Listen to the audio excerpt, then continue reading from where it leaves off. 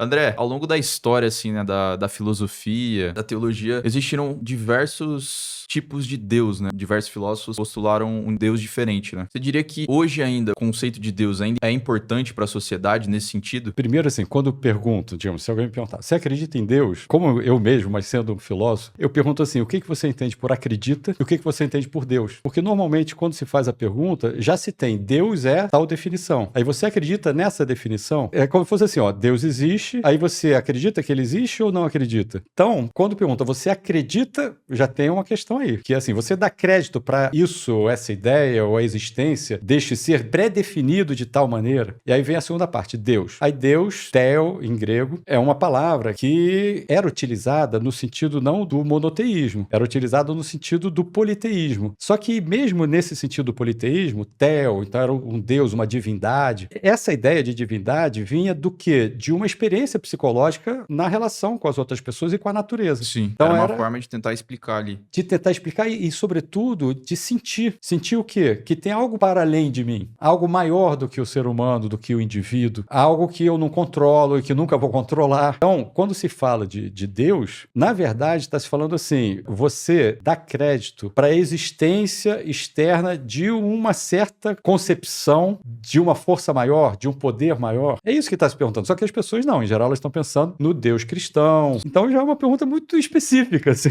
E aí fica estranho, né? Pensar assim, tá bom, digamos, eu acredito que o Deus cristão exista. Isso quer dizer o quê? Que antes de Cristo, ou antes da Torá judaica, ou outras culturas, outros povos, eles estavam ignorando a existência do Deus que realmente existe? Quando a gente vê o significado da palavra Deus, aí a gente entende o quê? Que é essa força que ultrapassa a força do ser humano. Então a gente pode entender que o ser humano é uma parte desse todo. Não necessariamente é um Deus onipotente, onisciente, que ele quer o nosso bem e ele é bom. Vamos pensar os termos que você usou. Onipotente, onisciente, que quer o nosso bem. Dá para pensar isso sem ser com uma figura de um Deus à imagem e semelhança do homem. Porque quando a gente pensa um Deus onipotente, onisciente, que quer o nosso bem, a imagem que a gente tem em mente, consciente ou inconscientemente, e historicamente sempre foi assim, é uma figura paterna. Então é o Deus Pai. No cristianismo é chamado assim. Mas mesmo que não seja chamado assim, é uma imagem paterna, que é também, infelizmente, uma imagem o quê? Do imperador, ou seja, de alguém que tem poder sobre as pessoas. Um poder de vida e morte, que pode ser muito bom, favorecer, mas quer alguma coisa em troca, tanto que tem essa imagem, né, de que Deus pune, Deus castiga. Então fica muito claro que é uma projeção humana nessa figura. Mas o que tem nesses itens, onipotente, onisciente, onipresente e que quer o nosso bem, que está na origem dessa projeção na figura humana? A própria existência, a natureza, o cosmos, etc. Em que sentido? Onipresente.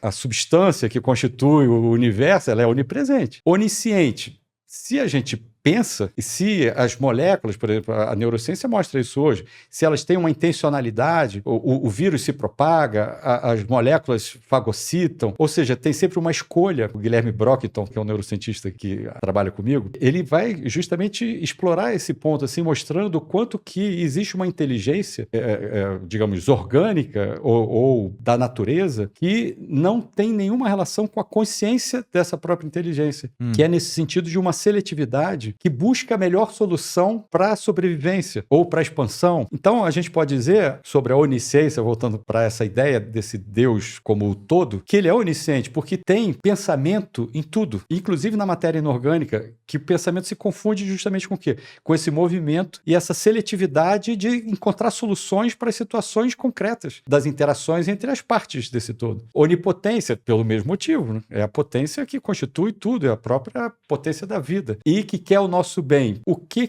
é, digamos assim, 90% do nosso sofrimento e 10% do nosso sofrimento? Pensando assim, vamos pegar 100% do nosso sofrimento. Eu diria assim, 10% é quando a gente é contrariado, com razão ou sem razão.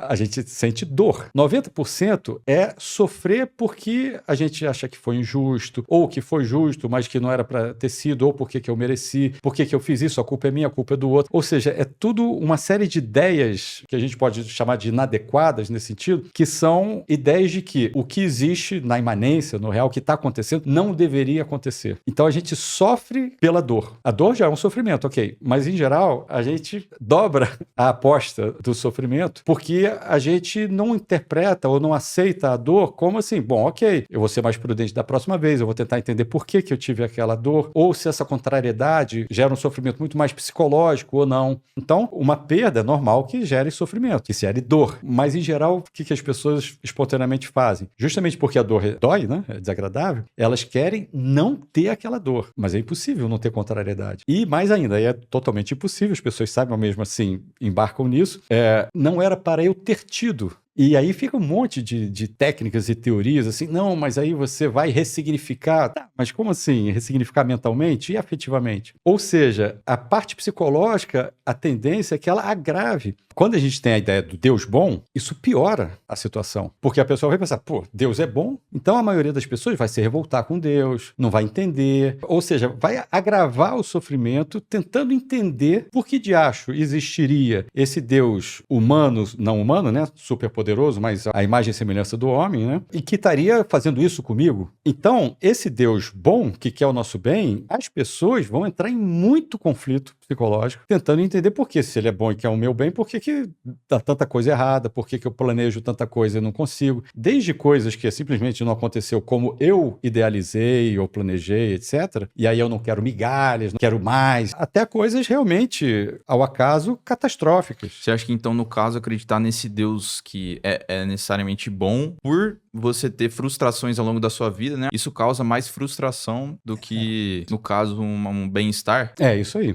É isso aí. E aí o que eu vejo de positivo, mas vem junto com o negativo, é a resiliência, um apoio para essa confiança. Então, tem sempre esse jogo de uma promessa, quem conseguiu, nossa, ele realmente teve fé, e os outros tantos que não conseguiram vão colocar por conta da culpa própria. Não, eu não tive fé. E aí vão pensar, pô, mas eu tive, ou não tive, vai ficar nesse conflito. Mas você acha que no fim esses daí, depois, por acreditar em Deus, eles não vão ter mais felicidade, entre aspas, na vida, assim, um bem-estar subjetivo melhor? Então, se ele utilizar essa crença para pensar assim, Deus sabe o que faz, mas agora eu tenho outras oportunidades, eu aprendi uma lição, deixei de ter a soberba que eu tinha, tá? Maravilha. Mas você vê que é tudo... É um jogo mental. É um jogo mental. Alguns vão conseguir tirar proveito desse jogo mental e outros tantos, e não são poucos, vão ficar arrasados e em conflito e tentando resolver essas contradições mentais dessa narrativa.